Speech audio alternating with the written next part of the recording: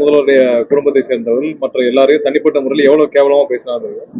அவர் இந்த மாதிரியான வாய்க்கொழுப்புல தேவையில்லாமல் அவதூறாக இவ்வளவு மோசமாக இது அவங்க கலைஞர் கருணாநிதி காலத்துல இருந்து இப்படிதான் இருக்கும்.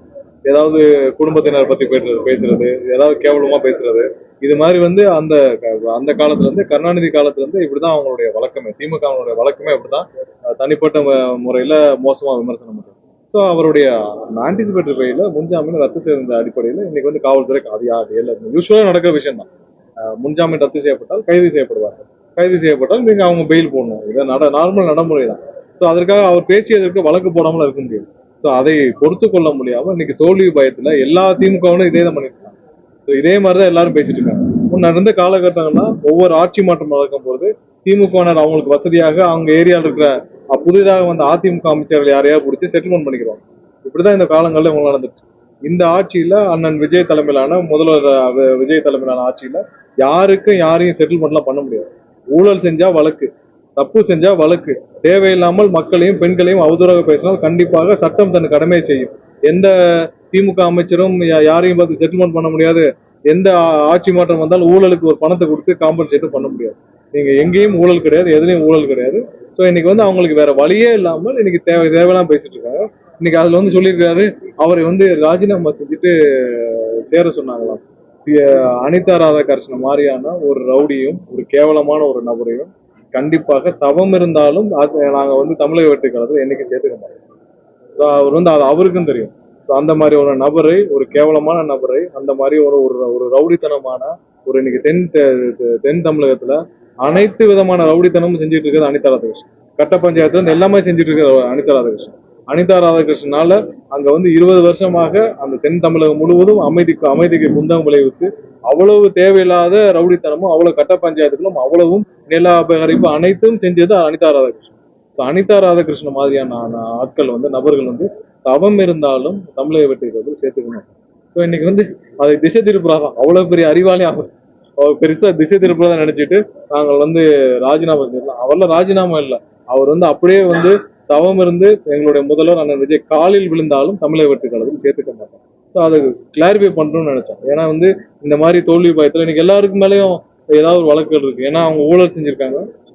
இன்னைக்கு ஹைவேஸ் டிபார்ட்மெண்ட்ல ஊழல் இருந்துச்சு. அதனால அவர் மேல வழக்கு பதிவு கேட்டிருக்காங்க. ஸோ சட்டப்பூர்வமா ஆதாரம் இருந்தால் அது வழக்குகள் நடக்கும். அதுல போய் அந்த வழக்குகள்ல சார்ஜ் ஷீட் ஃபைல் போடுவாங்க. நடக்கும், தானே நடக்கும். நீங்க பழைய காலங்கள்ல என்ன அந்தந்த முந்தைய ஆட்சி காலத்துல வந்தோடனே வீரவசமா பேசுவாங்க. பேசிட்டு வழக்குகள் எதுவும் பதிவு செய்ய மாட்டாங்க. அதுக்கான ஏதாவது செட்டில்மெண்ட் வாங்கிட்டு ஒதுங்கிப்பாங்க. அந்த ஆட்சி அந்த மாதிரியான இதெல்லாம் இங்க நடக்காது. யாராக இருந்தாலும் தவறு செய்திருந்தாலும் கண்டிப்பாக அவர்கள் மீது சட்டப்பூர்வமா என்ன நடவடிக்கை கண்டிப்பா நடக்கும். அதுல யாரும் யாருக்கும் செட்டில்மெண்ட் பண்ண முடியாது. ஸோ இவரோட குதிரை பேரம் செஞ்சாருங்கன்னு நாங்க சாட்சியத்தோட சொல்லியிருக்கோம். ஆதாரத்தோட எங்களுடைய எம்எல்ஏ ஒருத்தர் அவரை கூப்பிட்டு பேரம் பேசினதுக்கான ஆதாரத்தை கொடுத்துருக்கிறார். ஸோ அந்த மாதிரி ஏதாவது எங்க சைடு இருந்தா சொல்லுங்க. நாங்கள் யாரிடமாவது கூப்பிட்டு யாரையாவது பேசி நாங்கள் வாங்கன்னு சொன்னோமோ அதெல்லாம் கிடையாது. எங்களுக்கான நம்பர்ஸ் இருக்கு. நாங்க தான் திரும்ப சொல்றோமே. இன்று நாளும் நாங்கள் தேர்தலை சந்திக்க 100% தயார். நாங்கள் யாருக்கும் பயப்படவில்லை. மக்களுக்கு மட்டும்தான் பயந்து வேலை பார்த்துட்டு இருக்கோம். ஒவ்வொரு நாளும் மக்களுக்காக மக்களுக்கு மட்டும்தான் பயந்து வேலை பார்த்துட்டு இருக்கோம். வேற யாருக்கும் பயப்படவில்லை. இங்க ஸ்டாலினோ யாருக்கும் பயந்துலாம் இங்க வேலை செய்யாது. நாங்கள் எங்களுடைய தலைவர் 2 வருஷத்துக்கு முன்னாடி 2 வருஷமாக அவருக்கு அழுத்தத்துக்கு மேலே வந்துட போகுது. 2 வருஷமாக எல்லா அழுத்தத்தையும் தாங்கி எந்த இடத்துல 1% கூட காம்ப்ரமைஸ் பண்ணதே இருக்கு. ஒரு இடத்துல கூட எங்களுடைய தலைவர் அண்ணன் விஜய் எந்த இடத்துல காம்ப்ரமைஸ் பண்ணிக்கிறது இல்லை. அவருடைய பாலிசிலையும் சரி, அவருடைய ஸ்டாண்ட்லயும் சரி. அனிதா ராதாகிருஷ்ணன் மாதிரி ஆட்கள் இன்னும் நிறைய பேர் திமுகல என்ன தவறு செஞ்சாங்களோ அந்த தவறுக்கான வழக்குகள் கண்டிப்பா வரும். இதுல நாங்களும் யாரும் இன்ஃபுளுன்ஸ் பண்றதுலாம் வாய்ப்பே இல்லை. நாங்க எந்த விதமா அந்த மாதிரியான தவறான வேலையில செய்ய வேண்டிய அவசியம் எங்களுக்கு கிடையாது. ஸோ அதனால அவர் யாரையோ இன்னைக்கு கார்ல ஏறுறப்ப ஒரு பதட்டத்துல ஏற்கனவே அவங்க ஆட்சி காலத்திலே அவரை ஒரு அமைச்சராக இருந்தவரே கைது செய்யப்பட்டப்போ பேண்ட்லேயே யூரின் பண்ணுவாங்க. அப்படிப்பட்ட ஆட்கள் அமைச்சராக இருந்திருக்கு. இன்னைக்கு பதட்டத்துல ஏறுறப்ப அவர் யாரோ ரிசைன் பண்ண சொன்னாங்க. யாருன்னு ஆதாரத்தோட சொல்ல சொன்னாங்க. அவரை யாரு ரிசைன் பண்ணி நீங்க தமிழக வெற்றி கழகத்துல சேர சொன்னாங்க ஆதாரத்தோட சொல்ல கண்டிப்பாக அந்த மாதிரி ஏதாவது 1% உண்மை இருந்தாலும் அவர் சொல்வதை நாங்கள். ஸோ இது மாதிரி இன்னும் நிறைய பேர் வருவாங்க. இன்னும் பல பேர் தலைமறைவாக வெளியில இருக்காங்க. இவர்கள் செய்த தவறுக்கு வழக்குகள் தான். எதுலையும் நாங்கள் எந்த விதத்திலையும் எந்த விதத்திலையும் பழி வாங்கவோ ஜோடிக்கவோ இல்லை. அதுக்கான அவசியம் இல்லை. இவர்கள் ஒரு பொருட்டே கிடையாது. எங்களுடைய தலைவர் முன்னால் அண்ணன் விஜய் முன்னால் இவரெல்லாம் ஒரு பொருட்டே கிடையாது. மக்கள் விரோத செயல், மக்களுக்கு எதிரான செயல், மக்களுக்கு எதிராக என்னென்ன செய்யணுமோ ஊரை கொள்ளையடித்து ஒரு குடும்பத்தை வளர்த்த நபர்கள் இன்னைக்கு மக்களுடைய முழு ஆதரவோடு இருக்கிற எங்கள் தலைவர் முன்னாடி இவர்கள் ஒரு பொருட்டே கிடையாது. ஏன்னா மக்களுக்காக ஒரு நாளைக்கு 10 மணி நேரம் 12 மணி நேரம் தலைமைச் செயலத்துல இருந்து முழு நேரம் பணியாற்றி இருக்கிற ஒரு முதல்வருக்கு, மக்களுக்காக மட்டும் வேலை செஞ்சுட்டு இருக்க முதல்வருக்கு, மக்களுடைய உண்மையான முதல்வராக இருக்கிற ஒருத்தருக்கு இவர்கள்லாம் ஒரு பொருட்டே கிடையாது. இவர்களை பழி வாங்க வேண்டிய அவசியமும் கிடையாது. இதெல்லாம் சும்மா வந்து கத்திட்டு இருக்காங்க. ஸோ அதற்கான ஒரு விளக்கத்தை கொடுக்க வேண்டும் நினைச்சோம். அதற்கான பதில் தான். அதே போல அதிமுகவோட முன்னாள் அமைச்சர்களும் ஊழல்ல இருந்து தப்பிக்கிறதுக்காண்டி இல்ல, நாங்க இன்னைக்கு கட்சியில இருந்து நாங்க திரும்பவும் சொல்றோம், வேற கட்சியில இருந்து மாற்று கட்சியில வந்து சேர்ந்துட்டாங்க. அதுல யார் யார் வந்து எங்களுடைய பாலிசியில எந்த விதத்திலையும் இதுல காம்ப்ரமைஸ் இருக்காது. அதுலயும் ஒரு சில நபர்கள் நாங்கள் வேண்டாம் என்று வர வேண்டாம் என்று சொன்ன நபர்கள் நிறைய பேர் இருக்காங்க. அவர்களை பொது வெளியில் சொல்ல வேண்டிய அவசியம் இல்லை. அது அவர்களும் தெரியும். நிறைய பேர் வரணும்னு உள்ளே வந்தார்கள். அவர்களெல்லாம் வர வேண்டாம் என்று பல பேர் தடுக்கப்பட்டிருக்காங்க. ஏன்னா அவர்கள் எல்லாம் என்றும் இந்த அனிதா ராதாகிருஷ்ணன் மாதிரி ஆட்கள், இந்த மாதிரி பலர் வந்து யாரு வந்தா அந்த மாதிரியான நபர்களை என்றுமே நாங்கள் சேர்த்துக்கொள்ள மாட்டோம்.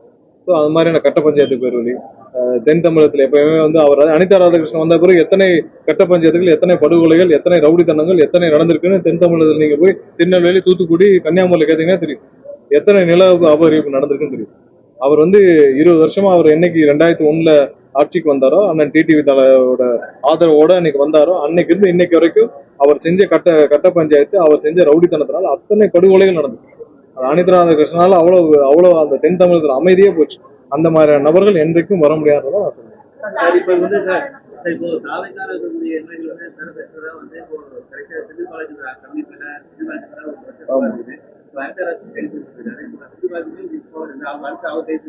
இல்ல யாருக்கா தொடர்பு இருந்தால் காவல்துறை செய்வாங்க. அவங்க எவிடன்ஸை விசாரிச்சுட்டு இருக்காங்க. அதுல போய் நாங்க இருக்கா இல்லையான்னு எங்களுக்கு தெரிஞ்சுக்கிறதுக்கான அதிகாரம் எங்களுக்கு இருக்கு. அதை நாங்க போய் ஆட்சியில் இருந்தாலும் காவல்துறையுடைய விசாரணையில் தலையிடும் அதிகாரம் யாருக்கும் கிடையாது. ஸோ அவர்கள் ஆதாரம் இருந்தால், ஏன்னா ஆதாரம் இல்லாட்டி யாரோ போய் கோர்ட்ல போய் என்ன சொல்லுவாங்க? இப்போ முந்தைய காலங்களில் ஏதாவது தவறான வழக்கெல்லாம் போட்டால் அதெல்லாம் செய்ய வேண்டிய அவசியம் இல்லை.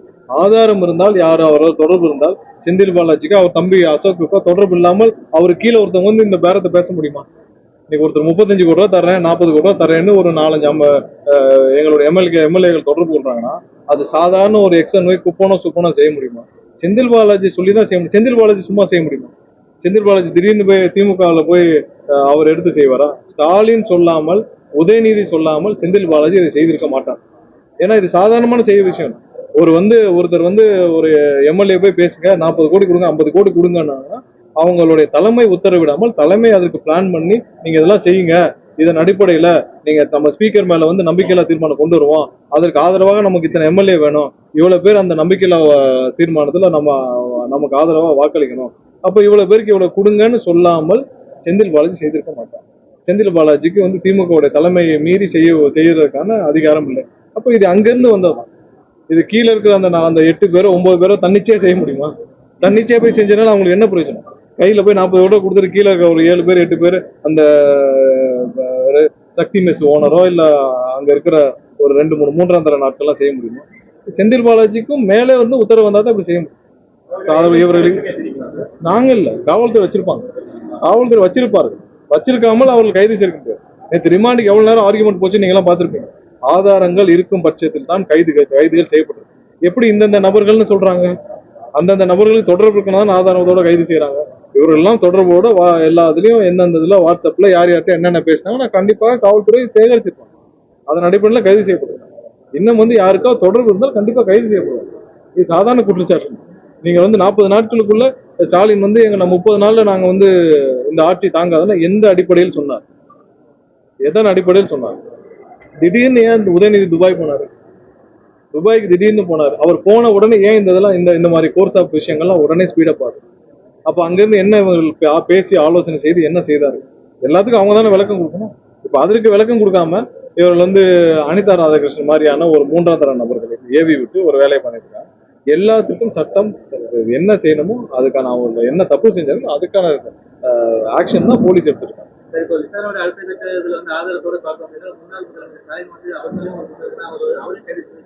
யாரு தப்பு செஞ்சிருந்தாலும் அவங்க மேல வழக்குகள் பதிவு செய்யப்படும் தான் ஆகணும். இது நாங்க தான் சொல்றோமே. நாங்கள் இதே இதுல பழைய கவர்மெண்ட்டோ இல்ல வேற அதிமுக திமுக மாறி வந்தாங்க. எல்லாரும் என்ன இருக்கும், இவங்க அவங்ககிட்ட போய் காம்ப்ரமைஸ் அவங்களுக்கு தெரியாதா என்ன? அவங்க அங்க இருக்கிற அமைச்சர் லோக்கல்ல போய் காம்ப்ரமைஸ் பண்ணி இப்ப மூர்த்தி என்ன பண்ணுவாரு? மூர்த்தி இங்க இருக்கிற முன்னாள் அப்ப இருக்கிற அமைச்சர்கள்ட்ட போய் இங்க இருக்கிற மதுரையில் இருக்கவங்க போய் காம்ப்ரமைஸ் பண்ணிட்டு இப்படித்தானே செட்டிங் அரசியல் தான் இருந்துச்சு. இல்ல அவங்க போய் மத்தவங்ககிட்ட போய் காம்ப்ரமைஸ் பண்ணி அவங்களோட அடிச்ச கொள்ளையில பாதி பங்கை கொடுத்துட்டு அப்படியே இது பண்ணியிருந்தாங்க. எத்தனை வழக்குகள் திரு ஸ்டாலின் அவர்கள் போன ஆட்சிக்கு வந்தப்போ எத்தனை வழக்குகள் பெண்டிங்ல வச்சிருக்காங்க? ஏன் பதிவு செய்யவில்லை? ஏன்னா சிட்டிங் அவங்களுக்கு இல்லை. அதெல்லாம் இங்க நடக்காது. தவறு செய்திருந்தால் யார் யார் மேல ஊழல் குற்றச்சாட்டு இருந்தால் ஆதாரம் இருந்தால் கண்டிப்பாக வழக்குகள் பதிவு செய்ய. மக்களோட வரிப்பணம், மக்களோட வரிப்பணத்தை யாரு திட்டு இருந்தாலும் அதற்கு ஆதாரம் இருந்தால் கண்டிப்பாக நடவடிக்கை எடுக்கணும். இப்போ கண்டக்டர்ல ஊழல் நடந்திருக்குன்னு சொன்னோம். 9 டெண்டர்ல நாங்களே மின்சார வாரியமே அதற்கான கம்ப்ளைண்ட் கொடுத்தோம். அதன் மூலியமாக விசாரணை நடைபெற்று வருது. அதற்கான ஆதாரத்தை தேட்டிருக்காங்க. எஃப்ஐஆரும் ஃபைல் செய்யப்படும், எஃப்ஐஆரும் போடப்படும். கண்டிப்பா யார் யார் மேலாம் தவறு செய்தால் கண்டிப்பாக வழக்குகள் பதிவு செய்யப்படும். நாங்கள் ஆட்சியெல்லாம் கவுக்க மாட்டோம், தேர்தலை சந்திச்சுதான் ஆட்சி வருவோன்ற மாதிரி ரகுபதி சந்திக்கட்டுமே. இப்ப வர்ற எடுக்கிறதெல்லாம் வர சந்திக்கட்டுமே. எப்ப வரலாம் உள்ளாட்சி தேர்தல் சந்திக்கட்டுமே. ஏற்கனவே நீங்க தேர்தல் முடிஞ்சு 1 மாசம் தான் ஆச்சு, 40 நாள் ஆச்சு. நீங்க தேர்தலை சந்திச்ச லட்சணமே தெரியுமே. ஏன் திரு ஸ்டாலினே குளத்தூர்ல தோத்துட்டாரு. இதுவரை திமுகவுடைய முதலமைச்சர் திமுக கட்சியில முதலமைச்சர் கேண்டிடேட் எனக்கா தோத்து பார்த்திருக்கேன். மோசமான காலகட்டத்தில் கூட அனைவரும் தோற்றாலும் கருணாநிதி மட்டும் ஜெயிச்சிருக்காரு. எம்ஜிஆர் காலத்துல அனைவரும் தோற்றாலும் கருணாநிதி மட்டும் ஜெயிச்சிருக்காரு. அதை விட மோசமான காலம் இன்னைக்கு ஸ்டாலினுக்கு கொடுத்துருக்காங்க. அப்ப நீங்க எந்த லட்சணத்துல நீங்க 5 வருஷம் ஆட்சியை நடத்திருக்கீங்க? நீங்கள் உங்க சொந்த தொகுதியிலேயே நீங்கள் போய் நின்ற தொகுதியிலேயே உங்களை தோற்கடிச்சிருக்காங்கன்னா நீங்கள் மக்களுக்கு என்ன செஞ்சீங்கன்னு அதிலே தெரிஞ்சுக்கணும். இன்னும் எத்தனை தேர்தல் வந்தாலும் இதுவரைக்கும் புரட்சி தலைவர் சொல்லியிருக்காரு, தீயசக்தி திமுக ஒழிச்சே அவன். அம்மா சொல்லியிருக்காங்க, தீயசக்தி திமுக ஒழிச்சே அவன். இன்னைக்கு அதை எங்களுடைய தலைவர் அண்ணன் விஜய் அவர்கள் ஒழித்து விட்டார். அதான் இன்னைக்கு மக்கள் தேர்தல். இன்னைக்கு அதோடைய முதலமைச்சர் வேட்பாளரை தோற்றானால் அந்த கட்சி இத்தோடு முடிந்து விட்டது. திமுகவுடைய அத்தியாயம் முடிந்து விட்டதுக்கு அந்த ஒரு காரணம் தான் இன்னைக்கு எல்லாரும் தெரிச்சு ஓடி. ஏன்னா அந்த கட்சிக்கான ஒரு நீரோட்டமே இல்லை.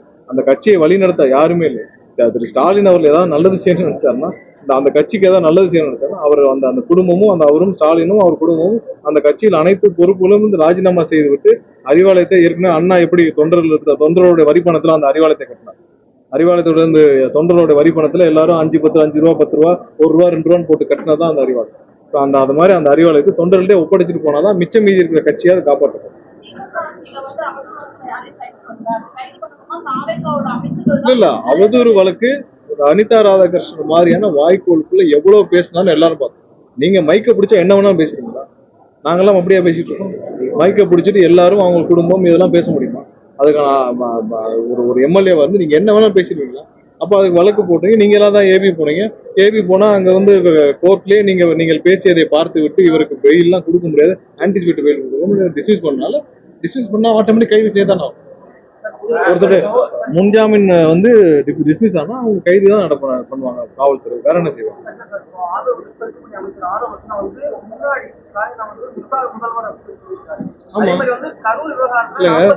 அவதூறு, அதாவது தனிப்பட்ட குடும்பத்தினர் அவரை பற்றி அவதூறு, அவரை பற்றி மோசமா பேசுறது வேற. ஒருத்தனை பற்றி நீங்கள் உங்களுடைய செயல்பாடுகள் பற்றி பேசுறது, ரெண்டுக்கும் நிறைய வித்தியாசங்கள். ரெண்டுக்கும் ஒருத்தருடைய செயல்பாடுகள் நாங்களாம் சொல்றோமே, நீங்கள் இதற்கு மேல இவர்கள் ஒரு கேவலமான செயலை செய்ய முடியாதுன்னு சொல்லியிருக்கோம். நீங்க ஒரு 40 கோடி ரூபா 50 கோடி ரூபா கொடுத்து எம்எல்ஏ தூக்கணும்னு நீங்க நினைச்சிட்டு வேலை பார்த்தீங்கன்னா இதற்கு மேல கேவலமான வேலையை நீங்க செய்ய முடியாதுன்னு சொல்றோம். அனிதா ராதாகிருஷ்ணன் மாதிரி இன்னும் நிறைய பேர் நிறைய தவறுகளை செய்துவிட்டு 20-25 வருஷமாக அரசியலையும் மக்களையும் ஏமாத்திட்டு இருந்தாங்க. அவர்களுக்கான காலம் இத்தோடு முடிந்து விட்டது.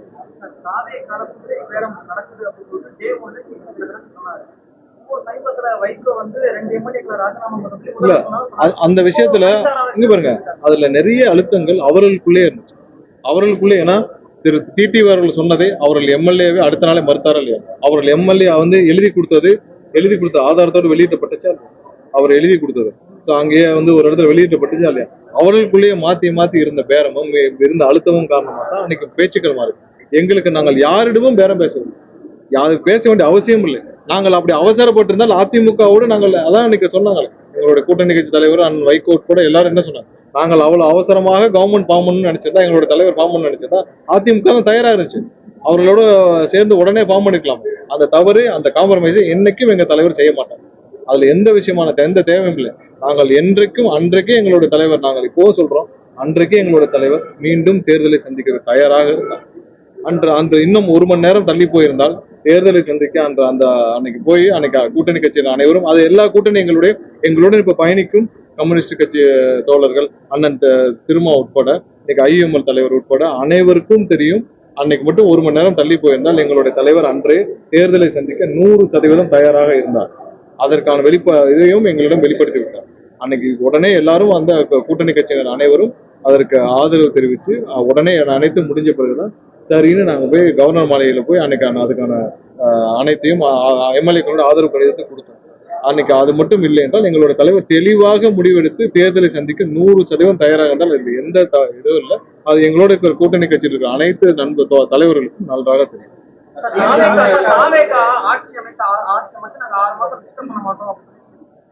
அதை சொல்லிட்டு இல்ல அதை சொல்லிட்டு தானே அன்னைக்கு ஐஎம்எல்லுடைய தலைவர் ஐயா என்ன சொன்னார், அதாவது இவத்தை சொல்லிட்டு அடுத்த நாளே வந்து நம்ம வந்து முத நாள் வந்து ஆளுநர் ஆட்சி அமைக்க கூப்பிடணும்னு சொல்லிட்டு அடுத்த நாளே இவர் வந்து எடப்பாடி முதல்வராகணும்னு கூப்பிட்டு பேசினார். அப்படிப்பட்ட ஸ்டாலின் நீங்க எதை நம்புவீங்க?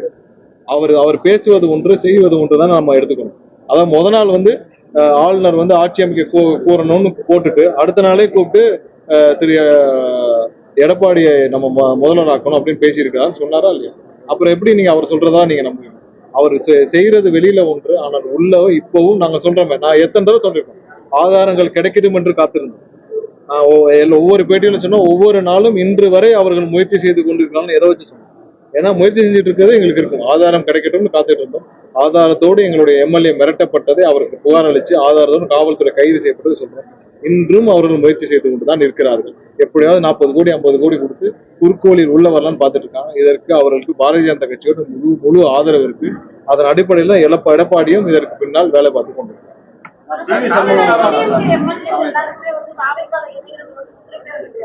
இல்ல நீங்க ஒரு விஷயம் புரிஞ்சுக்கோங்க. இப்போ ஒருத்தர் எம்எல்ஏ இருக்கிறார், அவருக்கு வந்து எடப்பாடியும் ஸ்டாலின் மாதிரி ஒரு தலைமை இருக்கு.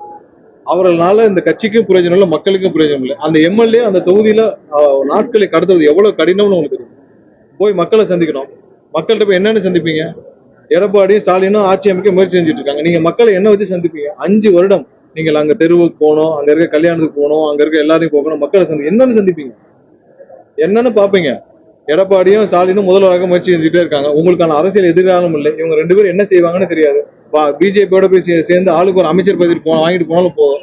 ஒரு எம்எல்ஏவாக, அதுவும் வந்து இந்த மாதிரி ஒரு ஸ்டேபிள் இல்லாத ஒரு எதிர்காலம் இல்லாத ஒரு தலைவர்கள் பின்னால் எப்படி எம்எல்ஏவாக தொடரும்? நீங்க எம்எல்ஏ இல்லாம சும்மா சுத்திட்டு வர்றதுக்கு ஒன்றும் பிரச்சனை இல்லை. பட் எம்எல்ஏவாக தொடர்வது சாதாரண விஷயம். ஏன்னா மக்களுடைய கோரிக்கையை கேட்கணும், அவங்களோட நிறைவேற்றணும், அவங்களுக்கான விஷயத்தவே பேசணும்.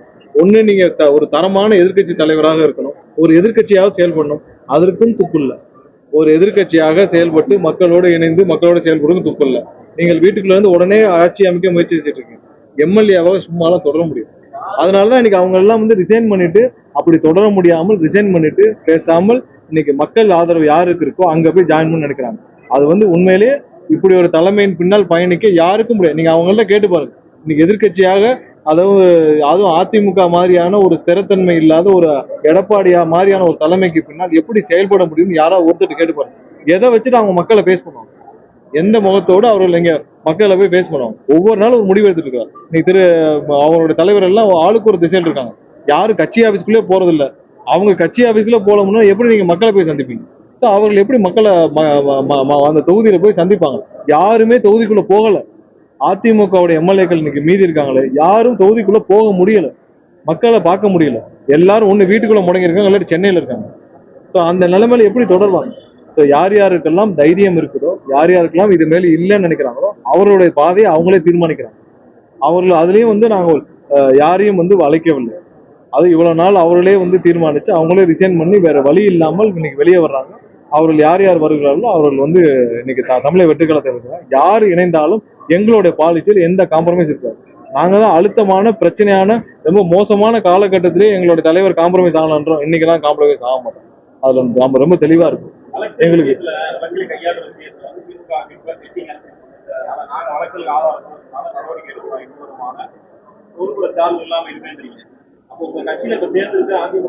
நாங்கதான் தெளிவா சொல்லிட்டோமே, எந்த வழக்கு எந்த விதத்திலும் வழக்குகள் இருந்தால் அது தொடர்ந்து நடைபெறும். எந்த விதத்திலும் எங்களுடைய தலைவருடைய பாலிசியில எந்த மாற்றமும் எந்த வழக்குகள் இருந்தாலும் தொடர்ந்து நடைபெறும். எந்த பாலிசியிலும் எங்களோட தலைவர் எந்த காலத்திலும் மக்கள் தான் அவருக்கு எங்களுடைய தலைவருக்கு பிரதானம். மக்களுக்கு பயந்து மட்டும்தான் எங்களோட தலைவர் வேலை வைப்பார். வேற யாருக்காகவும் எங்களுடைய பாலிசியில ஒரு துளியலும் எங்களோட தலைவர் மாற்றிக்க மாட்டார். அது மோசமான, அதாவது எங்களுக்கு கடும் நெருக்கடியான காலகட்டத்தில் எங்களோட தலைவர் காம்ப்ரமைஸ் பண்ணிக்கல நம்மளுடைய முதல்வர். இன்னைக்கெல்லாம் அதுக்கு ஒரு ஒரு ஒரு பர்சன்டேஜ் கூட வாய்ப்பு இல்லை. வேற ஏதாவது தாவேக்கா வந்து தவறா கணிச்சுட்டாங்க. இது இல்லாம தவறா கணிச்சுட்டாங்க. தாய் சொன்னாங்க. எடப்பாடி சேம் அதே சொல்லியிருக்காரு. தவறா இல்ல கணிச்சுட்டாங்க. அவர்கள் இன்னமும் வந்து மக்களை தவறா கணிச்சிட்டு இருக்காங்க. இப்ப ஸ்டாலினும் சரி எடப்பாடி சரி மக்களை தவறா கணிச்சிட்டு இருக்காங்க. நீங்க 1000 ரூபாய் கொடுத்தா 2000 ரூபாய் கொடுத்தா ஓட்டு வாங்கலாம் இன்னும் நினைச்சு நீங்க தேர்தலை சந்திச்சனாலதான் இப்படி ஒரு தீர்ப்பு வந்துச்சு. நீங்கள் இன்னும் மக்களை கணிக்கவில்லை, மக்களுக்கு என்ன தேவைன்னு நினைக்கவில்லை. கடைசி வரைக்கும் காசு இருந்தா எதை வேணாலும் வாங்கலாம் இன்னைக்கே தானே பண்ணிட்டு இருக்கீங்க. சரி, நீங்க 10 எம்எல்ஏ 20 எம்எல்ஏ வாங்கிட்டு போய் என்ன செய்வீங்க? வாங்கிட்டு போய் என்ன செய்வீங்க? மக்களை போய் சந்திச்சிருவீங்களா? மக்கள் உங்களை விட்டுருவாங்களா? ஒரு ஒரு ஒரு மாசம் கூவத்தூரையே மக்கள் தாங்கிக்கொள்ளணும். அந்த கூவத்தூர் நடந்த கூத்தப்போ மக்கள் எவ்வளவு கோபமாக அந்த எம்எல்ஏக்கள் இருந்தாங்கன்னு தெரியும். So அதையே மக்கள் தாங்கிக்க முடியல. இன்னைக்கு மக்கள் அளித்த தீர்ப்புக்கு எதிராக நீங்க ஒரு 10-15 எம்எல்ஏ வாங்கிட்டு போய் என்ன செய்வீங்க? எங்களுக்கு எப்பவும் சொல்றோம், நாங்கள் என்னைக்கும் நாங்க வந்து தேர்தலை சந்திக்க பயம் இல்லை. நாங்கள் தைரியமா சேர்ந்து தேர்தலை சந்திப்போம். ஏன்னா எங்கள்கிட்ட எந்த பதட்டமும் இல்லை. நாங்க மக்களுக்கு எதிராக ஊழல் செஞ்சோமா, இல்ல யாரையா போய் காசு வாங்கணுமா, இன்னைக்கு டிரான்ஸ்ஃபர் காசு வாங்குறோமா, இல்ல கீழே யார்கிட்டயே பத்திரப்பதிவு துறையில போய் பத்திரப்பதிவுல போய் காசு வாங்கிட்டு இருக்காங்களா, ஏதாவது ஒரு இடத்துல கீழே போய் காசு நடக்குதா, யாரையாவது லஞ்சம் வாங்குறோமா? எதுவும் கிடையாது. எங்களுக்கு எந்த பயமும் கிடையாது. நாங்கள் யாரையும் சந்திக்கவும் மக்களை சந்திக்க எங்களுக்கு பயமே இல்லை. ஏன்னா எங்கள்கிட்ட எந்த எந்த பதட்டமும் இல்லை. எங்களுக்கு எந்த இடத்துலயும் இப்போ ஒவ்வொரு டெண்டர்லயும் கட்டிங் போயிட்டு இருக்கோம். ஒவ்வொரு டெண்டர்லயும் 5% 10% கட்டிங் போயிட்டு இருக்கோம். எதுவுமே இல்லை. இப்ப ஹவுசிங்ல முன்னாடி ஸ்கொயர் ஃபீட்டுக்கு 65 ரூபா 70 ரூபா கொடுத்துருந்தோம். யாராவது ஒரு இடத்துல காசு வாங்குறாங்க பாருங்க. ஹவுசிங்ல முன்னாடி ஒரு பிளான் பொருளுக்கு 65 ரூபா ஸ்கொயர் ஃபீட்டுக்கு 65 ரூபா 70 ரூபா வாங்கிட்டு இருந்தாங்க. இப்ப எங்கேயாவது காசு இருக்கா? எங்கேயுமே பணம் இல்லை. கிளீன் கவர்மெண்ட்டை முதல்வர் கொடுத்துட்டு இருக்கிறாரு. அதனால எங்களுக்கு எந்த பதட்டமும் இல்லை. மக்கள்கிட்ட போய் தைரியமா பேசுவோம். நாங்க தான் சொல்றோமே, எங்க எம்எல்ஏ 2 லட்ச ரூபா 3 லட்ச ரூபா செலவு வச்சா எல்லாரும் எம்எல்ஏ ஆனாங்க. அதே 2 லட்ச ரூபா இருந்தா போதும். நாங்க திரும்பவும் மக்களை சந்திச்சு நேர்மையாக தேர்தலை எதிர்கொள்வோம். இவர்கள் என்ன வேணாலும் பண்ணட்டும். மக்கள் துணையோடு நாங்கள் எந்த பதட்டமும் இல்லாமல் நாங்கள் இதே மாதிரி நேர்மையாக அரசியல் செய்து நேர்மையாக ஆட்சியை நடத்தி நாங்கள் தேர்தலை எதிர்கொள்வோம். என்ன வேணாலும் பேசட்டும். சட்டம் கண்டிப்பாக யாரு தவறு செய்திருந்தாலும் இல்ல யாரு தவறான நபர்கள் யார் இருந்தாலும் எந்த விதத்திலும் காம்ப்ரமைஸும் இருக்காது. எந்த விதத்திலும் வழக்கல் இருந்தும் விளக்கம் இருக்காது. கண்டிப்பாக